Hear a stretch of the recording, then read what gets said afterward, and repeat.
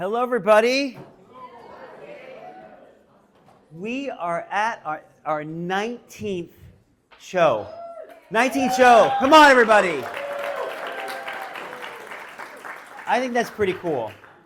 So we started this, the Fly Story Slam, so that we would have people form a community. We wanted to build a community of storytellers. We live in a time, in a world right now that is pretty uncomfortable and awkward and yucky every day with our lovely administration. If you have a problem with that comment, you can leave now.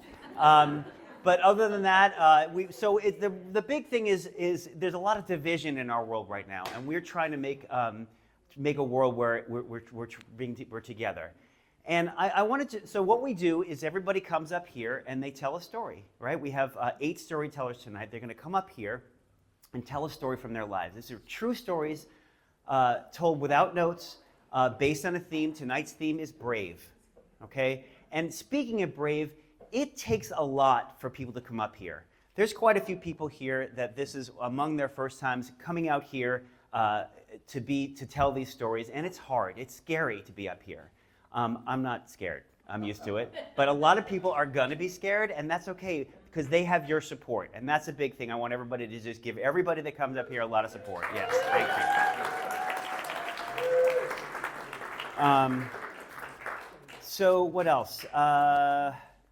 So we're doing this show. We do it once a month, and next month is January 16th. The theme is secrets.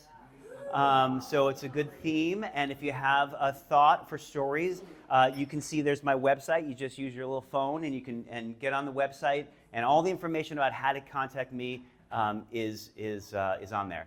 Now, the way this works is a lot of story slams do it so that it's kind of by chance. We went to the Moth. I went with my mom in the back there. We went to the Moth, and for the story slams, it's just by chance. You put your name in a hat, and if you get picked, great. And the storytellers.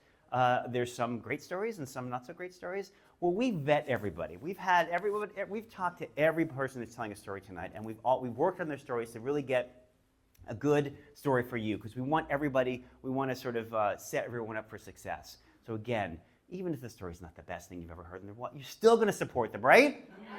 Right. Okay. Oh, wait, we have a question in the front. I have a secret. This Friday, January 16th, is my 70th birthday. Oh, there we go. That's Yael, 70th birthday. Excellent. She's very shy. Okay. So what else can I tell you? I think that's it. Are we ready to start? Yeah. Okay. Oh, here's something that's really important. If for some reason the people in the back, especially those on the floor, if you can't hear me or can't hear a storyteller, tell them. Raise your hand. We can't hear you, because that sucks. We all want to hear the stories, right? The other thing is, storytellers, I'm going to remind you, don't tell your story like this. You have to come right up to the microphone, storytellers. I'm looking at some new people here, okay? We have some new storytellers. So, all right, I'm going to start by telling a story. By the way, I have my lovely assistant. Yeah, there's Issa right there. I'm going to get rid of my gum first. I don't have a person. It's not like let's get rid of that. Do you guys remember at the Oscars when he won an award and he throws his gum to his wife? Did anybody see that? Yeah. Anyway, all right. My wife's way in the back. I wouldn't be able to make it throw it that far. Okay. All right. Section 7, paragraph 3, subparagraph 3A of the Dad Handbook says that you have to be brave, or at least you have to pretend to be, because otherwise you're in violation of the Dad Code and you could get your Dad card revoked. It was 2015 and we went as a family down to Guatemala. The plan was where we were going to go with another family to help build a home for a widow. So we went down there and we built the home. I mean, we did as much as we could being unskilled laborers. We helped with the roof, and we helped build we brought bricks, and we made a garden, and we built the outhouse, and we did the bunk beds, and it was really exciting. And we went with the kids, and they were young. We had Cody, who was 12 at the time, Kyle, who was 10, and Issa, who's sitting right here, was just turning 8. She's 18 right now. So she was just turning 8. And we wanted to make sure that they had a good time. We wanted to make sure that they had fun afterwards. So this story isn't about that experience, as cool as it was to build that house. It was about the after.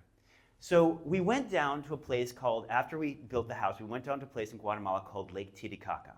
Now, despite the name, it was a beautiful, beautiful lake, absolutely gorgeous. And one of the things we had to do, we were told, is that on the lake, if you kayak to a certain point, you could get to this place where you climb up the hill and there's a platform. And you could jump from this platform 25 feet into the water. And so it was just that first day, it was Isa and Kyle and Cody and me. And we kayaked out to the place. We tied our boats up. We climbed up to the top. And we get to the top. And of course, I got to go first. Now, I'm not afraid of heights. But I don't like that feeling when your stomach goes into your mouth, I'm not a big fan of that feeling, but I have to do it. Now, I've never liked that feeling. I didn't like it when I used to go to amusement parks with the kids, or even before that, my friends would drag me along and make me go on every ride because they knew how much I hated it. I didn't like it when it went bungee jumping, another story. I did do that. It was horrific. And I remember standing at the top there, and I'm thinking, I've got to go.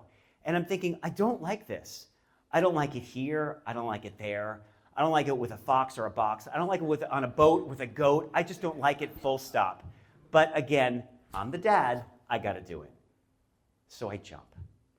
And I'm holding my arms in, because if I hold my arms out, I pop a shoulder out, and that's bad. It's even worse, right? So I'm holding my arms in. I jump into the water.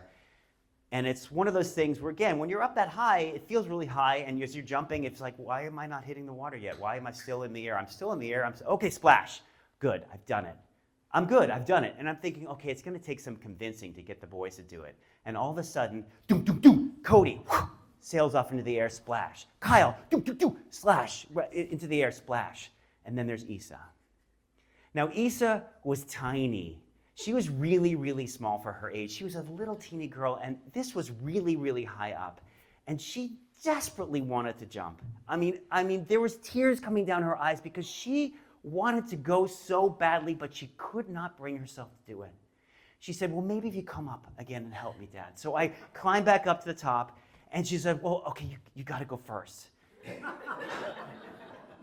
So it's still really high. I'm still not a fan. I jump back in the water. I get in there. It's a lot more conversations. It doesn't happen. And she's like, well, okay, just maybe you come together with me. So I climb back up to the top. And she's like, no, you have to go first. So I jump in the water. And then ultimately, Isa doesn't go. And it was really hard because she really wanted to. And at the end of the day, it's okay, because there's nothing on the line for her. She wasn't a dad. It's fine. She was little. It's okay. So the next day we decided Kyle wanted to show my wife, Justine, how cool this was. And so Kyle and Justine and I went out, and we went out to the same ledge, and we got to the ledge, and again, I get to the top, and they're like, you got to go first. So I jump in, and then Kyle jumps in. The water's a little bit more wavy. It takes him a while, but he finally does it. He jumps in the water. And then there's Justine, my wife. She wants to come in too. But she's not so sure about it either, so I'm treading water, takes forever, and she said, well, maybe you come up with me, and I come back up again, and I jump back in again, and finally she jumps. We're happy. So it's done. I'm so thrilled. We're kayaking back. I'm like, I've done my thing. But the next day, or this week, we have also scheduled something else. We've scheduled paragliding. Now, Wikipedia defines paragliding as a foot-launched glider.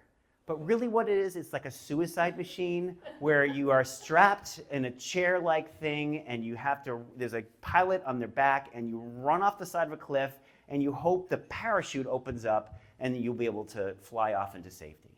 Now again, not afraid of heights, but we drove up for 45 minutes to get to the top of this cliff, and we get up there, and there's the launching pad. And again, we're in Guatemala, so we barely have helmets, and God knows if these things are, checked or anything. And Cody is desperate to go. He is raring to go, and he gets himself all strapped in, and he runs as fast as he can off the cliff into the air. Awesome.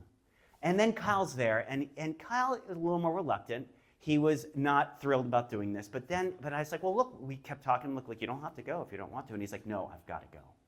And so he runs off the side of the cliff, jumps, and in the air. Then it's my turn. Of course, I have to go.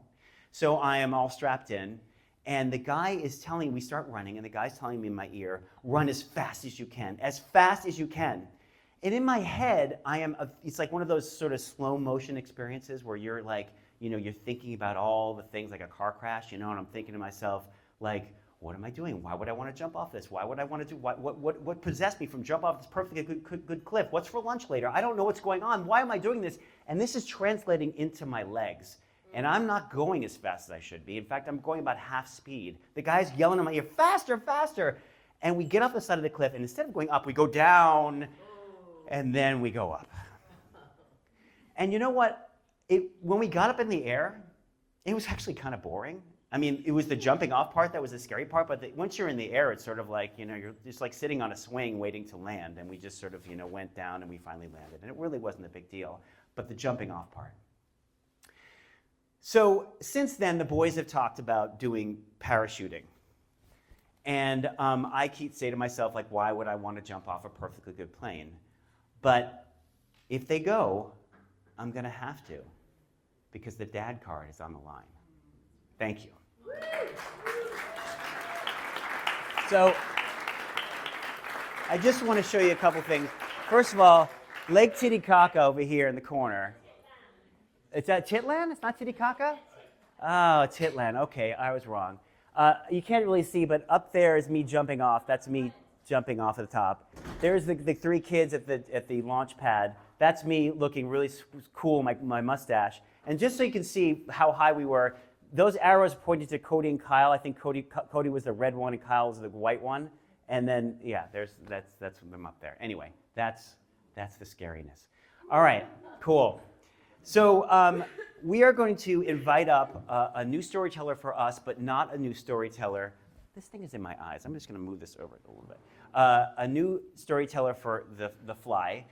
This is Yael. She has her own storytelling event in Alameda, right? Oh, I thought I was having the break. Well, you can. Oh, you. It's Alan. Oh, I'm wrong. You're right. You're standing up. I just thought. Never mind. No, I just put him in jacket. You're putting a jacket on because it's freezing in here. All right. Actually, that's right. It is Alan's turn. So Alan is a new storyteller. We're going to really give him a big round of applause because this is his first time up here. He's got a little sore throat. He's going to be great.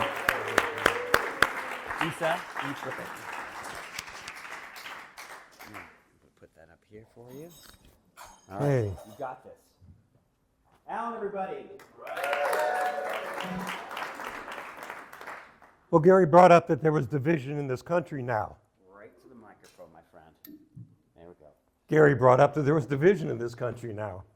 And I remember a time in 1964 when President Lyndon Johnson passed the Civil Rights Bill that insisted that there be civil rights across the entire country.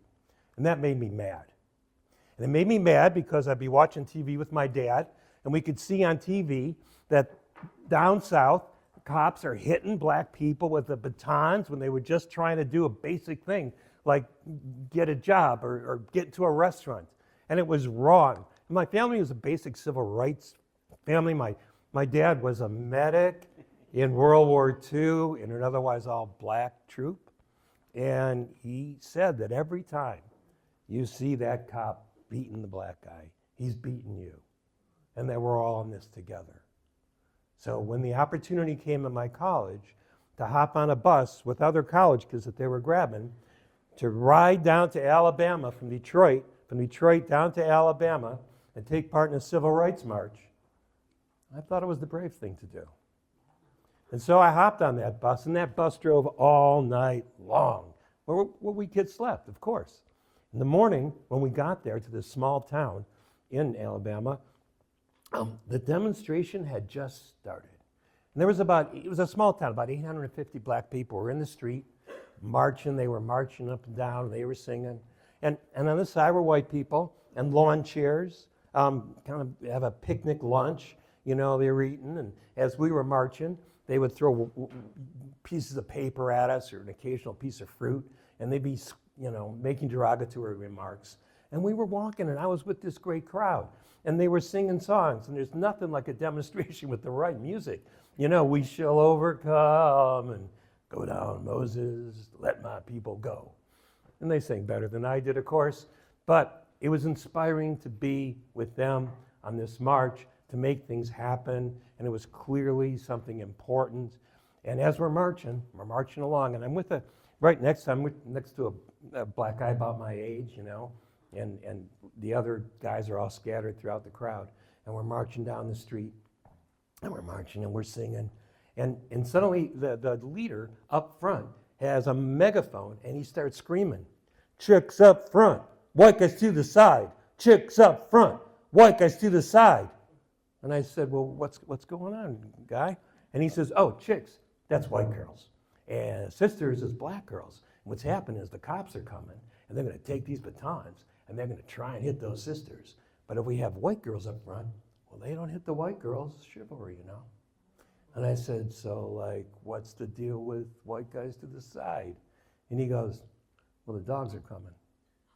That's the dogs. And sure enough, sheriff guys come up in a bunch of pickup trucks. In the back of those pickup trucks are German shepherds, and they come out, and they're all leashed up, okay? They're all leashed up. And they take these dogs as we're marching along and doing our best to maintain. They start lining up along the side of the street. And as we're marching, you know, the guy's telling me, he says, look around right over there. There's a colored drinking fountain.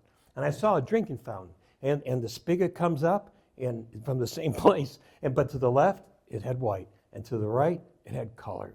And he explains what's going on is they can't even get into a restaurant. They're not allowed to eat in any of the restaurants in town. But because black people are usually the cooks, well, then they can come in the back, they can get some food, take something to go. It's just like The Green Book, if you saw that movie, The Green Book. And he's telling me this, and those sheriff guys are lining up along the side of the street with their dogs. And what they're doing is they're staying on kind of the sidewalk, and they're slowly letting the leashes out. They're all holding them back with leashes. And they're letting that leash out and slowly going around and then snapping at the legs of the guys. Only going after guys, snapping at the legs of the guys. But they would go around me. The dogs somehow knew I was white. I don't know how, visually or smell. I never do know. And they go after the black guys. And then so the head sheriff, he comes out and he sees me. And he just gets madder and madder at me. And he says, you're the problem here. You're the instigator. You're making all these people uppity. This is a terrible thing. You goddamn gun lover. You're the problem. And he starts training his dog to go after me. And he slowly just followed me, and I'm just starting to march, right?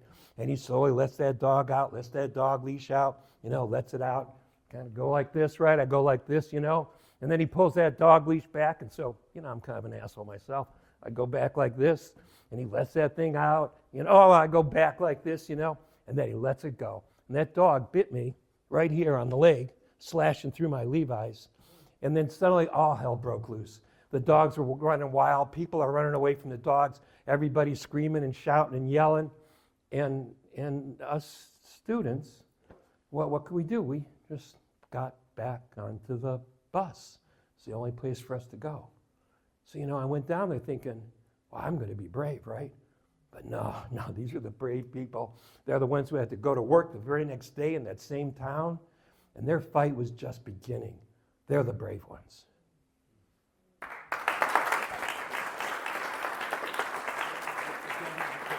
Okay. Alan, well done.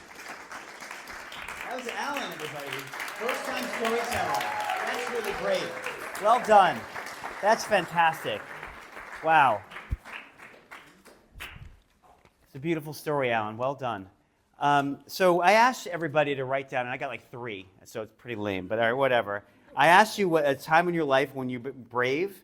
Going through Haiti during a coup was there to do human rights, humanitarian work. Went to live in Spain for a year when I was 16. That sounds pretty cool. And every day, every day speaking in front of a crowd of 100 plus people. That's pretty brave. Okay. So we're going to do, who's our next person? It's Sherry. Sherry's coming up to tell a story. Also a new storyteller for us, has done it at the Story Slam in Alameda, but we're going to have her come up, Big hand for Sherry, everybody. Right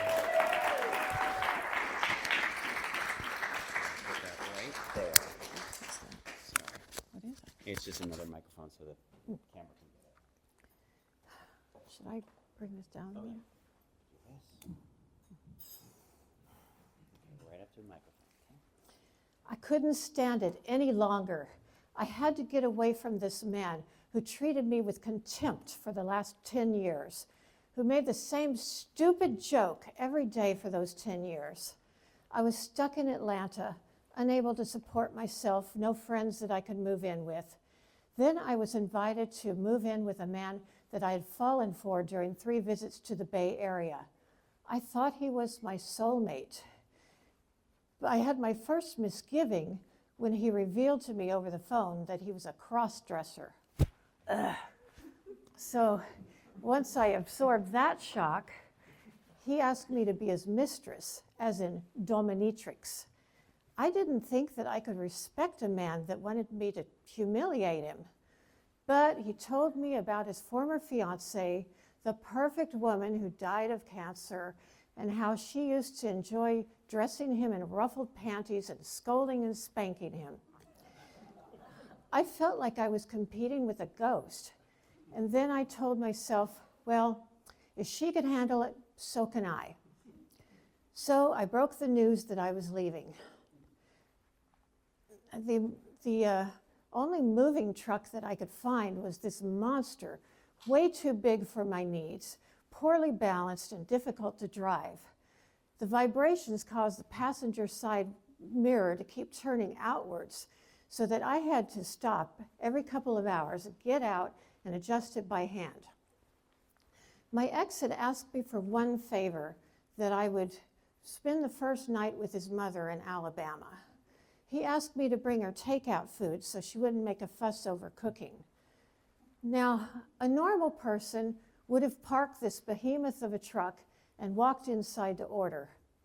But I am not a normal person. I took it through the drive-through. I made it halfway. I was very late getting to her house because I had to wait for the police report on all the damage I caused. I wish I could say that things went better from here, but I would be lying. Road construction all the way through Arkansas, heavy rain all the way through Oklahoma, pea soup fog all the way through the Texas Panhandle, so thick that it was like midnight at noon.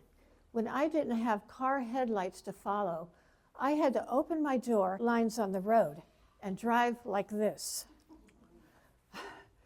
And if that wasn't bad enough, my gas gauge was registering below empty. I never prayed so hard in my life.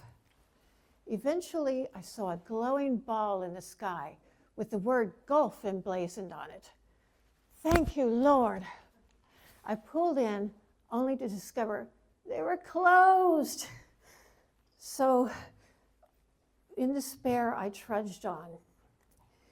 Just before I ran out of gas completely, a truck stop appeared out of the mist. Hallelujah. I got out, filled my tank up, got some crappy food, and got a room for the night. The next morning, I asked them, how long is this fog expected to last? I was told, 2 or 3 days. Damn! I didn't have a credit card. My ex didn't believe in them. So I knew if I stayed one more night, I would run out of cash. So I set out again into the gloom. It was uphill from there, uphill all the way through New Mexico and Arizona. My ex had warned me never to downshift. I don't know why.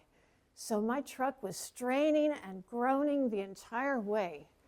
Plus, there was a strong headwind that was doing its best to push me back home. Mother Nature herself was saying, go back, you're making a big mistake. But damn it, nothing was going to keep me from my love. After driving 10 to 11 hours per day, bravely fighting every obstacle that's thrown into my path, I finally met my love at the storage units. He said, "You made it. Well, let's start unloading." What? No bear hug? No big kiss? No, "I'm so happy to see you"? After all I had been through, he didn't even seem to care. But I had burned my bridges, so I did my best to make it work. I tried the dominatrix thing once. I hated it. I bought him lots of women's lingerie, even though he looked horrible in it.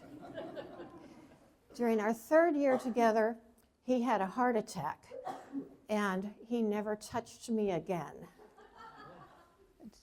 So I went back to school and I graduated, but I still couldn't find a job that I could support myself on. Then in our 7th year, I started going out dancing to cope with my despair. And there at one of the dances, I found my prince, who gave me a great job at his jewelry store, and he married me.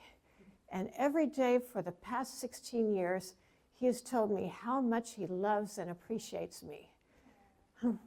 It took a hellish drive across the country and a lonely 7-year relationship for me to find my Mr. Right, but he is so worth it.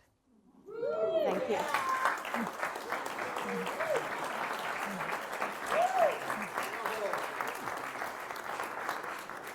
Can you tell me about that? Yeah. Can you tell me about your picture? That's during a dance performance, well, after the dance performance, with the Big Belly Dance event. And I had choreographed a dance for my troupe, and it was to the tune of, well, it was the Arabic version of Rock the Casbah. Nice. Strong woman right there. Big hand for Cher, everybody. So it's funny. I've been in those situations. I think we all have, about when the gas gauge is on low and you're sort of thinking, okay, we're going to make it. We're going to make it. Justine and I were driving. My wife and I were driving across the country to get here from Boston to here. And I remember we got this we went to the lower route, so we were in that sort of the drive-through states, and like it was just kind of, there wasn't a lot there. And I remember we got to this one part, and I'm looking down at the gas gauge, and it goes down to empty, and the light comes on. And I'm like, oh, we've got some time. And we did that same sort of thing. We're driving along. It's sort of a deserty area. I'm driving. And in the distance, just like you, I see this sign. It's not lit up, but it's a sign there. And I'm like, okay, thank God, because you know how stressful it is. I didn't want to stress her out, so I'm not telling her. So I'm keeping it all inside, and my hands are turning white on the wheel. And I get to this place, and it's not just closed. It's like abandoned. It's like, literally there's like tumbleweeds flying by. We made it. We made it out here, but it was quite an experience. We have Mimi coming here to tell a story. Now, Mimi is a longtime love storyteller. Let's give Mimi a big hand. Now, I do want to say real quick that Mimi she kind of just does her own thing. And so even though she had a story for me and we've laid it all out and she told me her words, she's changing her story. It's called an audible. This is Mimi, everybody. Big hand. Classic. It's close. It's classic It's Mimi. close. I know. I always tell Gary I can't help myself. There's an old Cherokee parable that's about these two wolves that are inside of every person, right? This wolf that's good and this wolf that's bad, or this wolf that's courageous and this wolf that's fearful. And the value and the importance of the wolf that you choose to feed, and that wolf will grow. I always wanted to be brave. Ever since I was a kid, I had an older brother. He was super cool, would strap cardboard to his feet and turn them into snowboards. I was like the tag-along sister. I dreamed of being like Belle, like from Beauty and the Beast, in faraway places. My life in my fantasy world was amazing, but I couldn't seem to always let go of the side of the bathtub. And my number one fear? Sharks. Heck, I'm still scared of sharks. I'm so scared of sharks, I don't drive bridges. to this day. It doesn't make any sense. Don't have me explain it. It's insane, but it is true level of fear. And sometimes those fears can really keep you from everything in your life. There are some folks, however, that just have it, right? They're the folks that raise their hand first in class. They're the folks that are running to the top of the hill, or they're the ones that are taking airplane rides to faraway countries. These are the people I would dream to be when I was growing up. And one of those people was my friend Amelia. I had met Amelia in New Zealand, and we were just about to travel in Australia with each other. Now, Amelia was Swedish. She did capoeira. She was confident. And above all, she was drop-dead gorgeous. This woman could just take over a room. She just believed in herself. There was something about how she saw the world and her space in it. I'd actually seen her walk into a bar, sit down on the couch next to some random person, put her feet up on their lap, and tell them to give her a foot massage. And they would. That was the kind of person that I was going to be traveling with for the next 2 months. That was the person I wished I was. We were about 3 or 4 days into our journey, and it was already absolute madness. We barely had any money to start, and we're sleeping on sides of streets and parks and hitchhiking. And we made it into this amazing coastal town, and she looked over at me and she was like, "Let's go sailing." Immediately, right? Like Jaws was playing through my mind. Everything terrible, blood in the water, tears, sadness, everything was just falling apart before my eyes. And I don't know what it was. I would think it was the way that she just said it to me like it was a fact, not we should go sailing, as opposed to like we are going sailing, that I just was like, okay, yeah, let's go sailing. So we walked up to this, dock area where you could rent a little sailboat, and they were out of sailboats. So they had the next best thing. They rented us a little catamaran. Now that was a level of hell for a person who's scared of sharks, because it was like two little, I don't know. If you know about boats, I apologize. Two plastic things and then like some webbing in between, right? So it's just like fear of like sharks were just going to be eating us through this netting, But I got on, right? She was confident. She was sitting there. The wind was blowing through her hair. I was like, yes, me too. I had my dreadlocks that were just flowing everywhere. I was like, I'm living my true life. Yes, finally. So brave. And we start taking off from the beach. And there was a strong wind. And we were just cranking straight out. And I could just see the glistening of the ocean, right? The sparkle on the waves. I could see the little white caps in the distance. The color of the ocean was beautiful.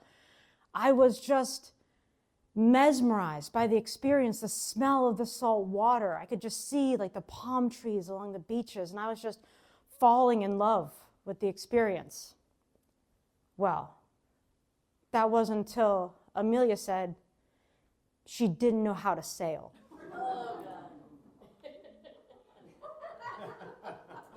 That was my reaction. I was upset, to say in nice words. I didn't know what to do. I mean, what was I gonna do? We're now on a catamaran careening away from the beach. You could see the beach getting further and further away.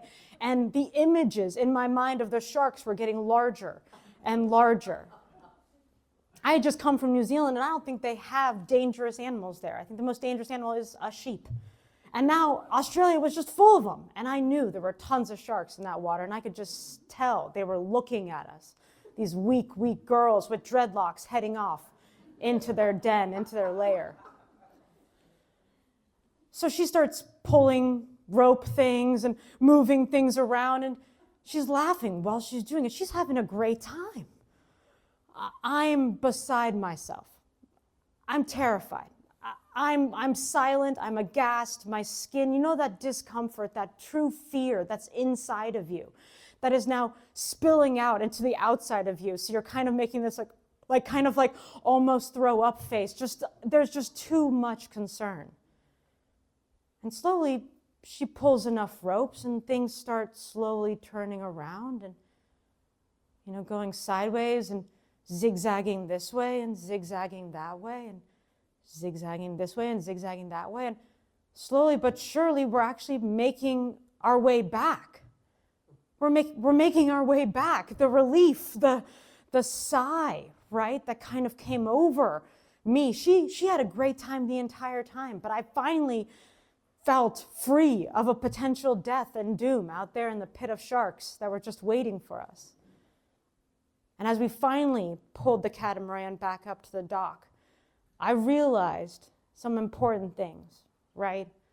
That bravery, it's contagious, right? When you surround yourself with people that are brave, that are willing and excited about life and positive, you might just take that chance of also getting on that sailboat. You also get the opportunity to maybe realize that bravery isn't just for those that know how to do it, but those that are able to take the chance, right? That are willing to be the person that'll hold your hand into spaces where you're scared. My biggest hope is that someday, in some faraway county, someone is telling a story, and maybe I'm their Amelia. Right? A little Jason? Good. That's Mimi, everybody. She's so good. She just pulled it out. She just came up with that. Fantastic. Okay, we're about to go on break, but before we do, I just want to tell you that, and I'll put some information up here. If you haven't had enough of me personally, I am performing in an improv show tomorrow night. Just performing an improv show tomorrow night in San Rafael, and we're doing a Hallmark holiday improv show. So I'll put you more information up there a little bit later. But anyway, we're going to have a quick break. Please go to the restroom, grab some drinks from Jules, and we'll be back in about 10 minutes. Thanks so much.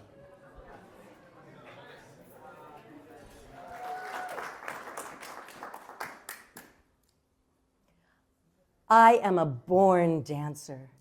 I have literally been dancing for more than 60 years from the time I started walking, seriously. And I started formal dance training at a very young age, and I knew that my one true goal in life, my dream, was to become a professional dancer. I majored in dance in college, and I auditioned for the dance program, and I made it in. Yes! Thank you. But life has a way of throwing us monkey wrenches. And in my junior year, I had a very serious back injury, 2 ruptured discs. Gone were my dreams of becoming a professional dancer. I needed a plan B.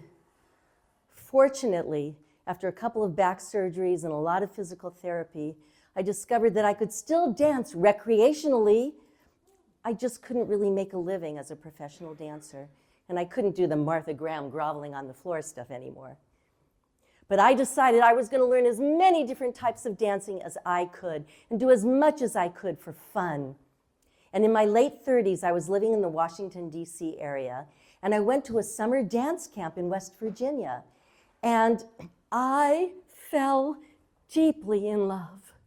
I was absolutely smitten by rhythm tap. Yeah. Rhythm tap dance, yeah, otherwise known as jazz tap. Now, I'm not talking about the literally whitewashed Broadway tap dance that you see Fred Astaire and Ginger Rogers doing in the movies. That's the sanitized white people's version. I'm talking about the true rhythm tap from Harlem that grew up with jazz music as a physical expression of the music, and I knew I had to have more of it. And I asked the teacher at the camp, who was from New York City, the Big Apple, where she had a tap studio, very aptly named Woodpeckers. Is that great or what? I asked Brenda Buffalino, my teacher at the camp, if she knew anybody in Washington, D.C., because I knew I had to learn more. And she referred me to someone. I went back to DC and I started taking lessons. And then when my teacher started a performing troupe, I auditioned and I got in to the DC Rhythm Ensemble. And for a year I was studying rhythm, tap, and performing and just loving it when I found out about an amazing opportunity that my teacher told me about. There was going to be a workshop in New York City, the Big Apple, at Woodpecker's studio, with two amazing, amazing, famous professional tap dancers, and I knew I had to sign up. And I looked at the application form. There were a couple of workshops, one in the morning, one in the afternoon, and the afternoon workshop was with my idol, a man who was so famous, not only on Broadway, but movies and TV. If I told you his name, you would know immediately who that was. And so I signed up. But then I looked more closely at the description and my heart sank because his class in the afternoon was described as advanced level. Now at that point I had been only doing rhythm tap dance for a year. At best you could have called me an advanced beginner. But was I gonna miss a chance to take a rhythm tap dance with my idol? No frickin' way. I signed up. And the time came for the weekend, and I took Amtrak from Washington, D.C. to New York City and took the subway down to Greenwich Village where Woodpecker's tap dance studio was. I was so excited and really, really frickin' nervous. I get there. I gave Brenda a big, big hug. I didn't know any of the other dancers. They were all much younger than me. I was in my late 30s. They were all young and beautiful and fit, and most of them were professional dancers on Broadway. What was I doing? But I kept breathing. I hung in there. I took the morning class with the amazing Savion Glover. I don't know if any of you know, he was the tap dance kid on Broadway.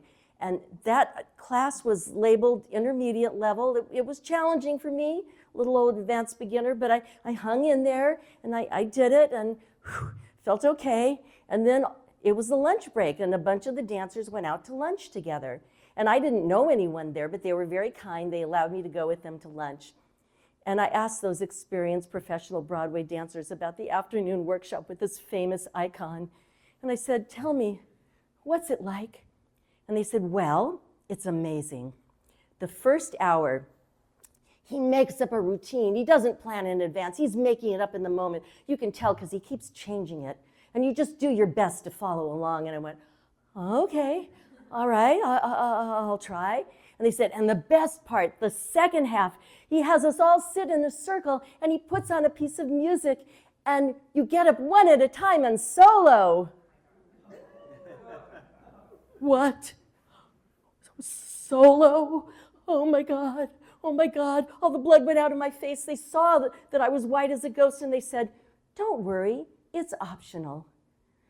It's not in any particular order. If the spirit moves you, you can get up on and solo, but if not, you can just watch. At least take the first part. I was ready to take the subway back to Amtrak and just hightail it back to Washington because I thought I made a terrible mistake, but I was in New York, I'd paid the money. And so I went. I made sure I got in the front row. You can tell I'm really short. And I wanted to see as best as I could. And you could see him creating in the moment, like, and I tried to follow as best I could. And yes, he kept changing it. Okay, I got through that. I got some of it. And then, just as they said, he had us all sit in a circle and he put on a piece of music. And one by one, these amazing, young, fit, gorgeous professional Broadway dancers got up and strutted their stuff. But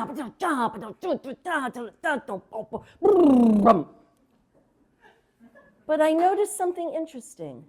The piece of music that he had chosen was not jazz. It was a very lilting, legato piece of music. And I thought to myself, these guys are just showing up. They're showing off. They want to impress him. But it doesn't seem to me like it's really fitting the music. And I'm sitting there, and it's getting down to the last few people, and I had to make a choice. And there were two gremlins on my shoulders. On one shoulder was the evil gremlin. And the evil gremlin was saying, Yael, Don't you dare get up there and make a fool of yourself in front of your idol. You're going to regret it. But on my other shoulder was the good gremlin. And the good gremlin said, Yael, this is the chance of a lifetime. If you don't do this, you will regret it for the rest of your life. Yael, get out there. I don't know how, but somehow that second good gremlin went out. And I thought to myself, okay, I'm just an advanced beginner tap dancer, but I've been a dancer all my life, and I knew how to improvise to music. Where good improv is where you're channeling the music through your body. I got out there, I listened to the music, I closed my eyes, and I started doing this flowing kind of thing that I felt fit the music with a little tap there and a little tap there. And then I sat down. Soon the class was over, and this amazing man, famous man, had us all line up so he could thank us for coming to his class. He wanted to thank us for coming to his class.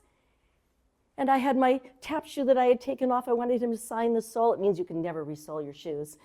And I waited, and there he was. I looked up. Oh my God, it's him. Gregory Hines. Yeah, that Gregory Hines. And I looked up at him and I said, oh, Mr. Hines, thank you so much. That your class was amazing. And he looked down at me and he said, thank you. You know, that was really great what you did out there. And I said, oh, thank you, Mr. Hines. I'm really just a beginner. He said, yeah, I know. But you're a true dancer. Keep up the good work. I walked out of Woodpecker's tap studio into the air in Greenwich Village, and I looked up at the sky and I said, dear God, please take me now. I will never be as happy as I am in this moment. I was kind of hoping a truck would hit me. To this day, whenever I'm scared, I think back to that moment, to that good gremlin, and I say to myself, Yael, get out there. Thank you.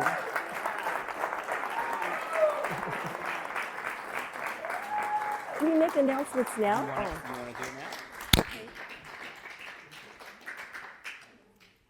So Gary has very nicely allowed us to make some announcements. I host my own storytelling show in Alameda, the island city. It's not that far. I came here tonight. So we meet once a month. It happens that next Friday, a week from tonight, Friday, December 19th, is our monthly Alameda Story Slam. I'm the host, and I always tell a story. We always have a featured storyteller, but the rest of it is open mic. Kind of like the moth, but it's not a competition. Everyone's a winner. And because we're small, if you put your name in the hat, you pretty much get to tell your story. Sherry got her started at our Story Slam. So come on by. Our theme next Friday night is misunderstood. So if you've ever been misunderstood or you've misunderstood someone else and who hasn't, come on by. I have some flyers, so come see me for that. 7:30 to 9:30 next Friday, December 19th, Alameda.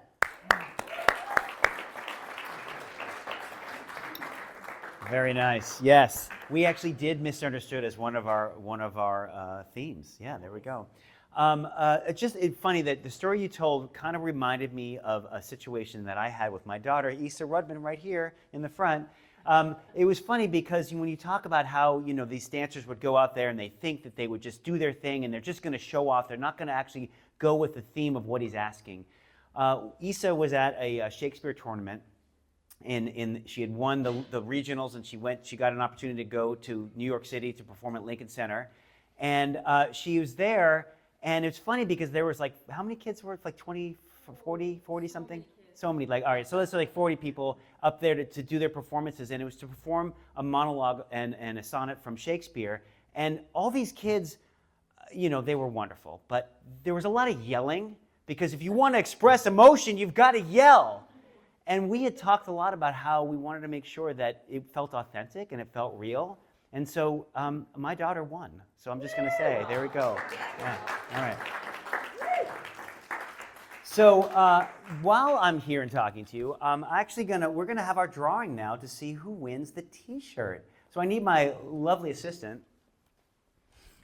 Do you want me to explain this photo while you're doing that? Actually, yes. Why don't you? Okay, so obviously I'm not tap here because that story takes place in the 90s. We didn't have digital cameras. Somewhere in my garage is a box of photos, and I'm not going to find that. So this is the best I could do. This is me winning an intergenerational swing dance competition in LA. You had to have a 30-year age difference between you and your partner. I was 57, my partner was 27, and that was in 2013. Nice. That's great. All right, so this is to win a T-shirt. Unfortunately, it's not this one, but it's one similar to it. All right, Isa, let's pick one of there. Okay, and the winner is...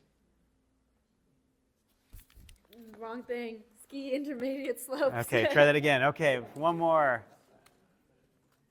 The winner is... Ricardo Bugs. Ricardo! Yay! Ricardo, you can come up afterward and we'll grab your shirt. Thank you so much. There we go, Ricardo, everybody. Big hand for Ricardo! This is the shirt you'll be winning. There we go. This is the shirt. There we go. Okay. I also wanted to, let's do our next story.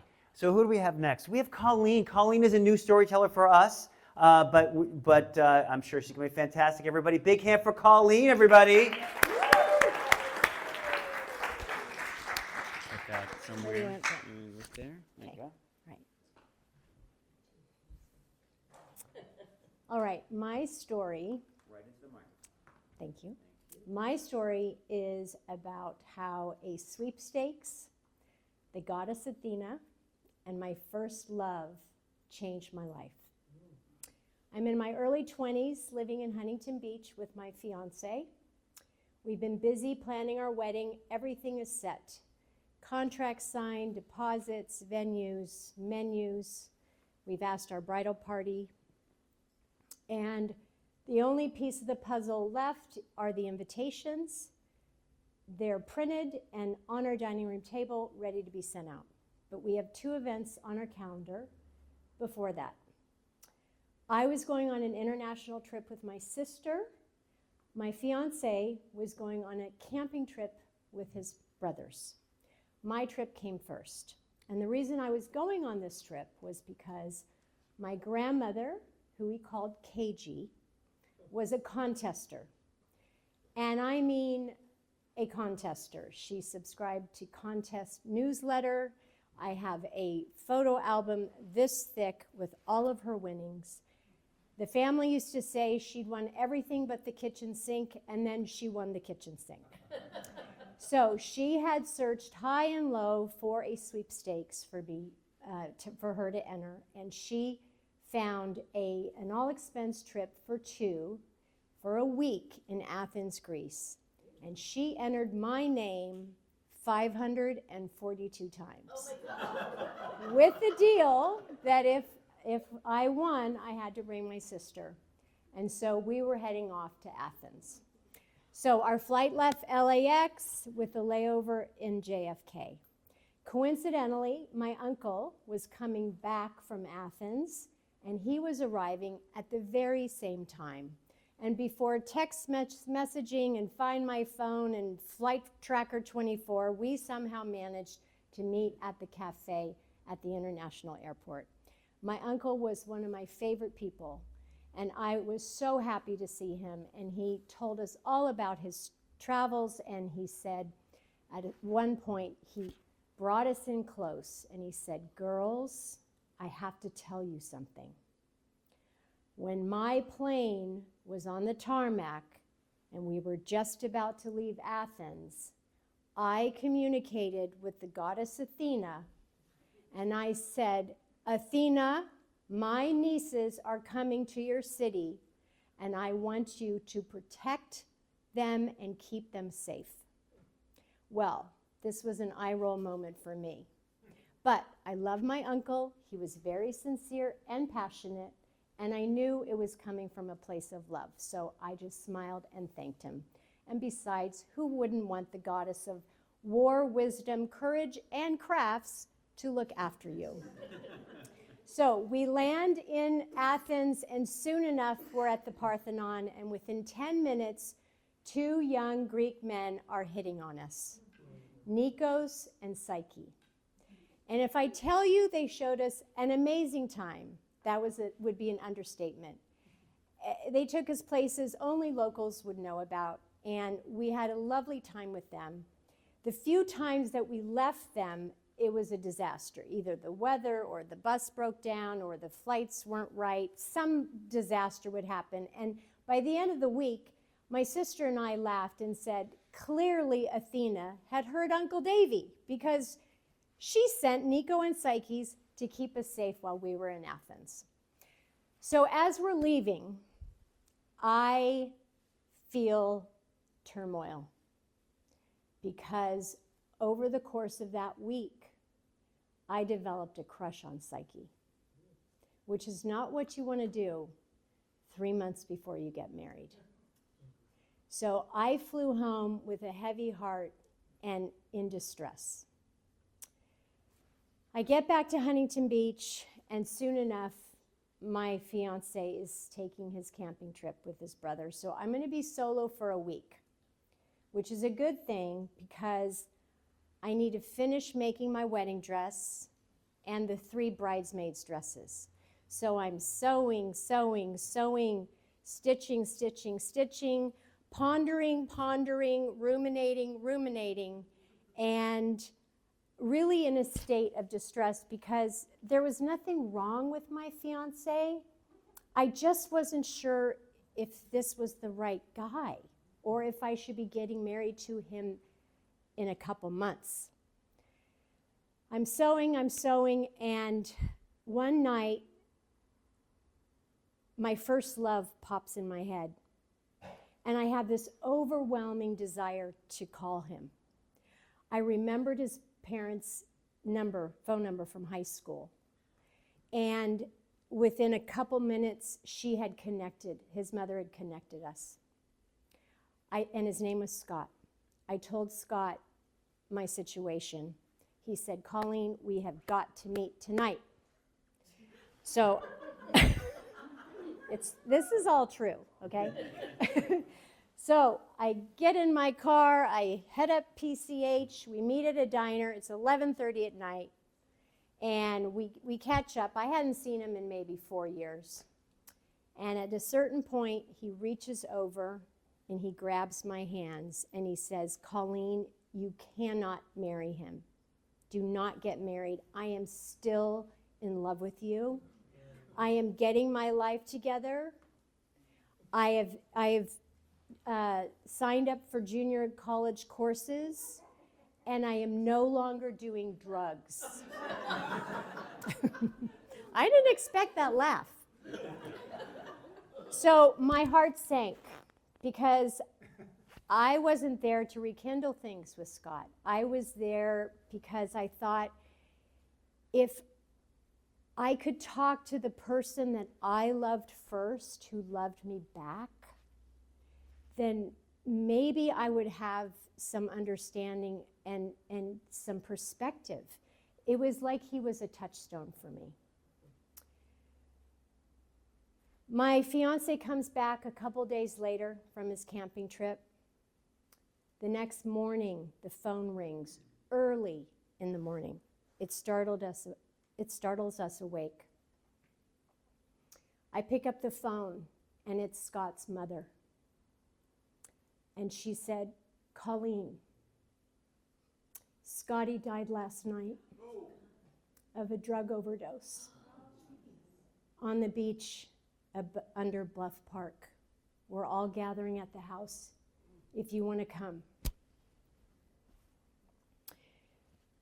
I threw down the phone, I threw on my clothes, I hurled myself out of the house. I got in my junky old car that did not have a gas gauge that worked. And I headed up PCH. And everything looked different. I felt I was inside of a home movie where everything was grainy and out of focus. The colors were off. The sounds weren't quite right.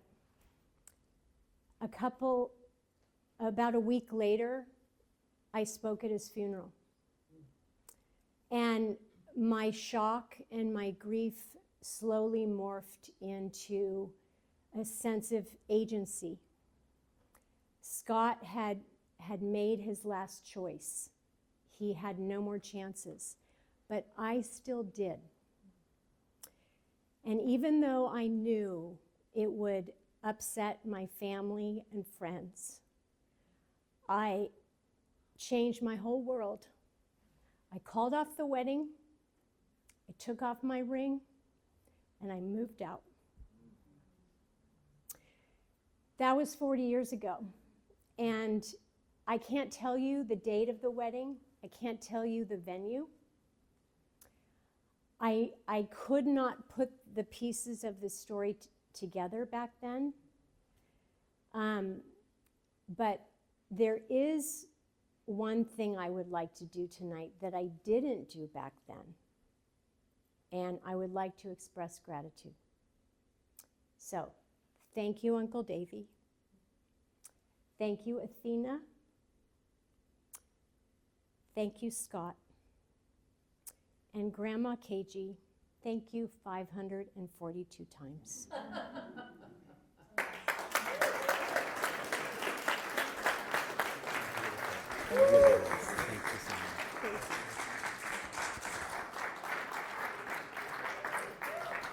One more time for Colleen. That's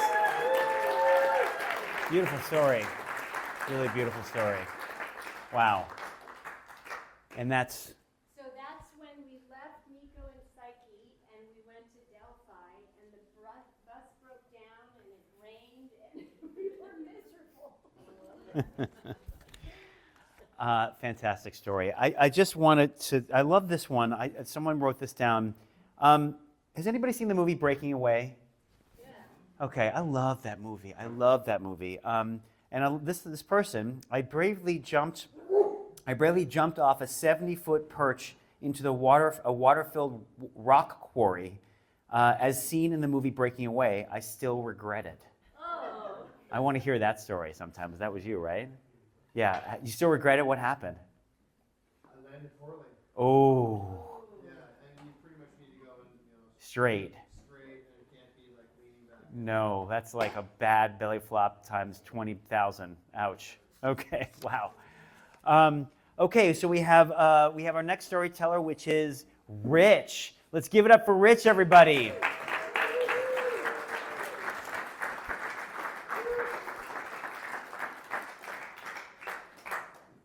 He's walking slowly. Give it up for Rich, everybody. Long trip. There you go. Long trip from the back. Thank you. Thank you. Thank you. There we go, right into the mic. Okay. Well, one evening in May of 1990, I headed down to an auditorium in San Francisco for a kind of recruiting event. Two environmental activists, Judy Berry and Daryl Cherney, were trying to drum up interest in a series of protests against dangerous logging practices up in Northern California. They were calling it Redwood Summer. And they told stories and they showed aerial footage of these horrible clear cuts.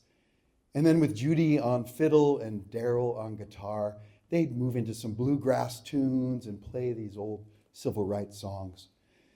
And by the end of the evening, I was pretty impressed and thought, I just may go do that. Well, 3 days later, I was watching the national news, and I saw that Judy and Daryl had been blown up in their car while driving across Oakland. And Daryl was hurt really bad, but Judy had very serious injuries. And before they even got to the hospital, the FBI had charged them with blowing themselves up. These nonviolent musicians were charged with carrying a bomb under Judy's own car seat, no less. So a couple of days later, I got a call from a friend who was an herbalist, and she was helping with Judy's recovery. And she said, Rich, we need some people that will spend the night with Judy in the hospital. And I'm calling you for 3 reasons. 1, I know you're sympathetic to the cause. 2, I know you're comfortable with healing touch. I've been a massage therapist at UCSF Hospital for a few years. And 3, I know you study martial arts. And we're afraid that whoever tried to murder her is going to come to the hospital and finish the job, probably at night. So someone who can put up a fight would be a good thing. So I said, absolutely. The next afternoon, I showed up at Highland Hospital, and after scanning the room for things that might be used as weapons quickly, there was Judy, and she gave me the most warm and welcoming smile that someone with a bomb-shattered body could muster up. And she wasted no time. She had me sit right next to her on the bed, and she said, Rich, first of all, thanks for coming to do this. But I need you to know, sometimes the pain is so bad, all I'll be able to do is just hold on to you and scream into your chest. And I need to know that you won't be afraid and that you won't think I'm your girlfriend just because I'm doing it. And I said, we're good on both counts, even though I actually was pretty afraid. And so it came to pass. About the next 14 or 15 hours, I sat next to her bed, on the bed, and we told stories. She told me of 9 months earlier being driven off the road by a logging truck. And Judy was a single mom. She had her 2 kids in the car, and she said the sound of being rammed and the kids screaming was the scariest thing. And we sang songs. I sang to her, This Little Light of Mine.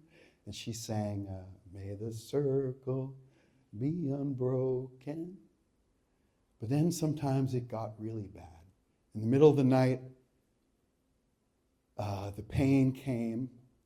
And how strange it was to be with this woman, this new hero of mine, clutching me, and she needed me to squeeze her, and her face was buried in my neck as she was screaming and moaning during these deliriums of pain. And she described one thing, this voice that haunted her like a demon, she said this voice would come up and say, just if you could forsake it all, if you could go back and never have done any of this and have your unbroken body back and have your old life back, would you do it? Would you just go back? Well, the sun came up, and I gave Judy a hug, and the day shift person came. And I went home, and over the next few days, I'd call in sick, try to sleep during the day, and then go back to the hospital and be with Judy. And one of her big fears was that because of her injuries, her legs were broken, her pelvis was broken, her spine was broken, she'd never walk again through the forest that she loved and dedicated her life to. So I brought a book, The Mountains of California by John Muir. And I said, Judy, I know we're stuck in this hospital room in Oakland, but let's just go with John into the Sierras in our imaginations. And she closed her eyes, and there was a little smile on her face as I read about John Muir climbing a pine tree and swaying during a windstorm, and John Muir riding an avalanche. And her favorite was John Muir climbing up the sheer face of Mount Ritter in Yosemite and stretched out like a starfish. At one point, he couldn't find a handhold above or below and thought certainly he was going to die. And then a breath later, something like a guardian angel, he said, guided him. And Judy really liked hearing that story. And I said, you know, Judy, you're not going up to Redwood Summer. You're not going to that event that you worked so hard to create. But I'm going to go, and a lot of us are going to go, and we're going to dedicate it to you. So within a couple of weeks, I found myself deep in the woods at an encampment of several hundred people. There was kind of a hippie aesthetic, but people had come from all over the country, and they were serious. And we trained in teams of 10, and we really committed to nonviolence. So much so that we took turns roughing each other up and screaming in each other's faces just to make sure we wouldn't react when we were treated with anger. And it's a good thing we did, because when we got dropped off deep in the mountains at the edge of a clear cut, it wasn't long before the pickup trucks came skidding up and the chainsaw blades were screaming in front of our faces. And the guy looked at me and said, we're going to cut you up in pieces and no one's ever going to know what happened to you. Well, I learned something up there, which was it's hard to be mean to someone if you're stuck with them long enough and they're being really nice to you. Because It took about 2 hours for the police vans to get up those logging roads, and we were relentlessly nice to these men who were threatening us. And at one point I asked one of them, tell me about your family. How long have you been working in the woods? And he hesitated, but then he sat down with me. And then not long after that, photos were coming out of their trucks and they were showing us their families. And not long after that, they were passing cigars around. But we were taken down to the Ukiah jail.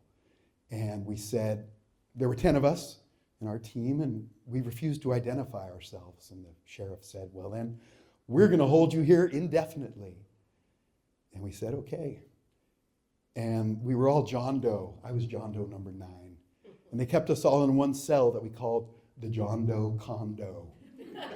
And that first night, I'll never forget the circle of these 9 other very sweet and brave men. And we all agreed, in honor of Judy and in honor of the trees, we would not eat anything until they either force-fed us, which they threatened to do, or we died, or they let us go. And after about 6 days, they saw that we were serious. Nobody had touched a morsel of food, and we weren't going to, no matter what. They said they were going to force it down us. They didn't do that. I think eventually they decided they didn't want people keeling over in their jail. So in the middle of the night, one by one, they let us go. And right before I walked out, the sheriff stopped me and he shook my hand and said, that was pretty brave. And I stepped out and looked up at the stars and thought of Judy. And those protests, they didn't stop logging. That wasn't the goal, to stop logging. But they did get laws changed about how companies could manage their old growth. And that's the story of how probably the bravest thing I ever did was inspired by the bravest person I ever met, Judy Berry. Thank you. Oh, there she is.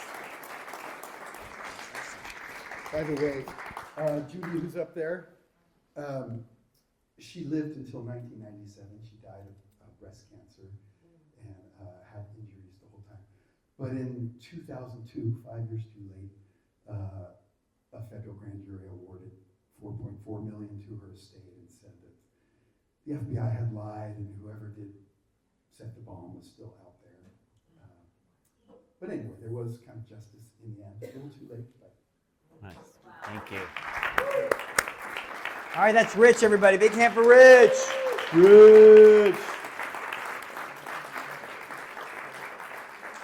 All right, hold on to your hats. I know it's getting late, but you know what? We got a storyteller that is going to blow you out of the water. No pressure now. But we're going to have Paula come up and tell the last story tonight, and just prepare yourselves. Give a big hand for Paula.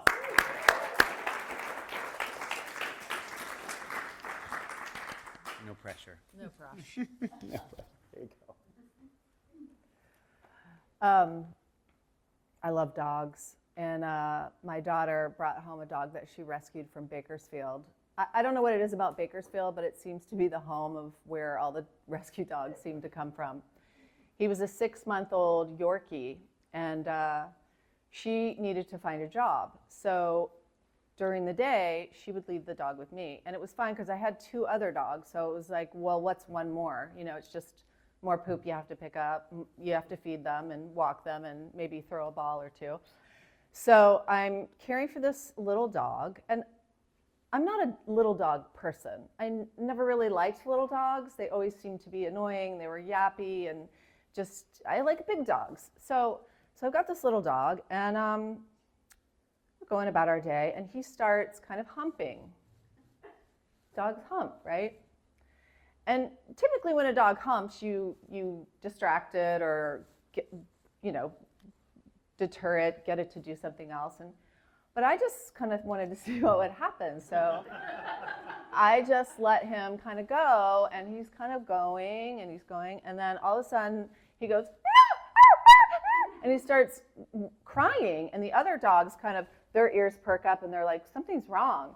And you know, to put your hands into the space of a little dog, it's kind of terrifying, but I thought, I'm in charge of this animal, you know, and my daughter will kill me if anything happens to him. So I gently go to pick him up, and as I look at him and I realize like his little doggy dick is completely stuck outside. He's got his little red rocket, and I mean, he's crying, he's clearly in distress, he's in pain. I've done a lot of things to help my dogs, but I've never come across anything like this. So I pick him up under one arm and I turn to what seems to be the most appropriate thing is Dr. Google. So I type in stuck dog dick. Now that's risky. You could just imagine what might come up.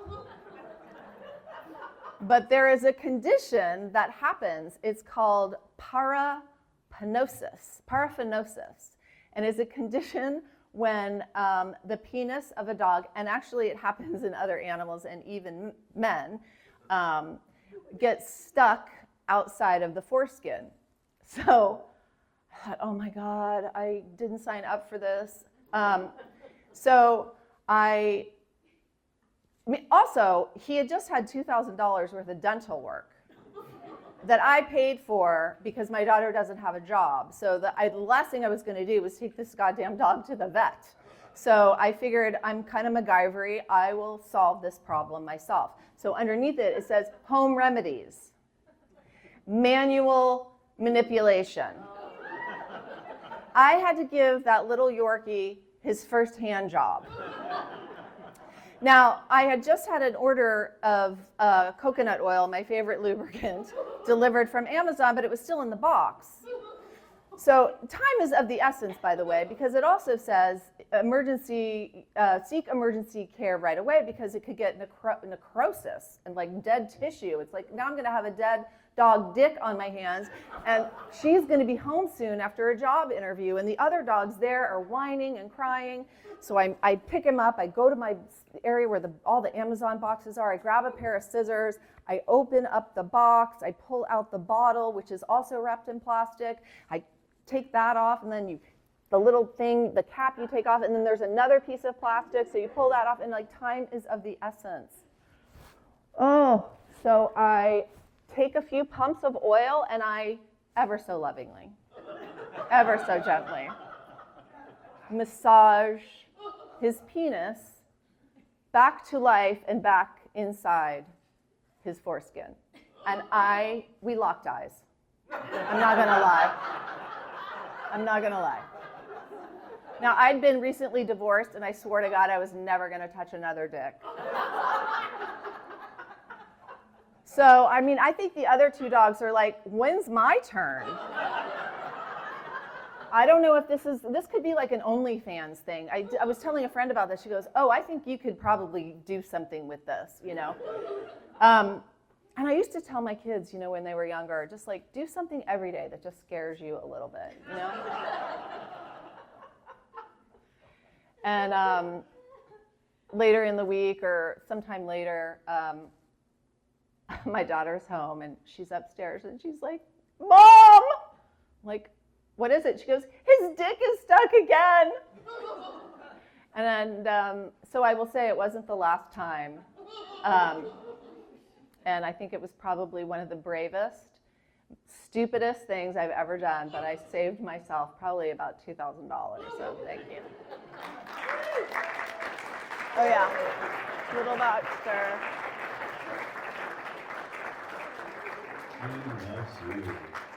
He loves me. He comes 3 times a week. He comes 3 times a week to visit, and every time he comes, he kind of bounces into the house, and I think he kind of, you know, gives me a little wink. He's like, "What's up? What's up, Grandma?" I got it. You got it? I got it. Paul, everybody. Oh my gosh. All right. So, again, just as a reminder, if anybody's still not sick of me at this point, we have a show tomorrow night. It is not listed where it is. It's in San Rafael on 4th Street at 8 p.m. If you're interested, I'll let you know. Anyway, thank everybody for coming. I want to thank all the wonderful storytellers we had here tonight. Let's give them all a big hand, please.